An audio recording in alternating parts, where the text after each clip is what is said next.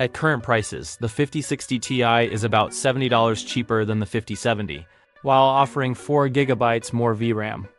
There's no doubt that the 5070 is faster, but is it fast enough to justify that price difference and memory disadvantage? Let's find out. Crimson Desert immediately puts the 5070 in front. It leads by 33% in raster at both 1080 and 1440. Ray tracing tells the exact same story. The 5070 once again comes out 33% ahead, despite costing only about 12% more.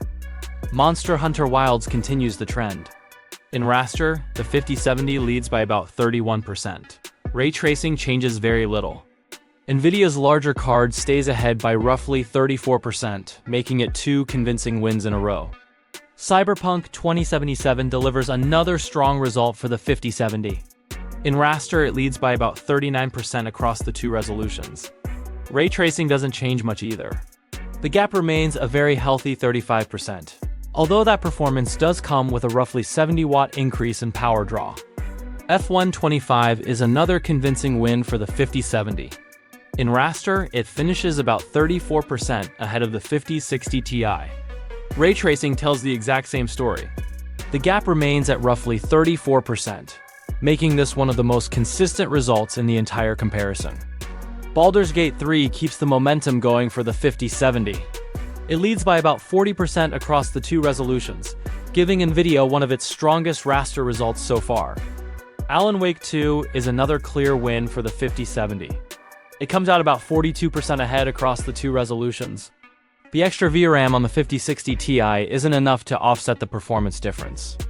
Although neither of these cards delivers a truly playable experience in Black Myth without upscaling, the gap between them is still there at about 38%.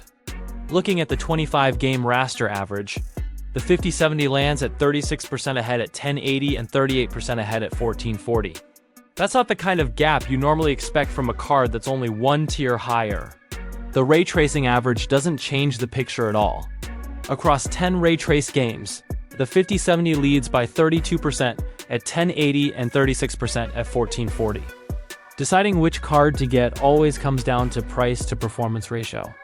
If the 5060 Ti was still selling close to its MSRP, this would be a much tougher decision. But at current prices, it's only 12% cheaper while delivering roughly 35% less performance. The extra VRAM and lower power draw are nice to have, but they aren't enough to offset the performance gap. The 5070 is the better buy. Thanks for watching.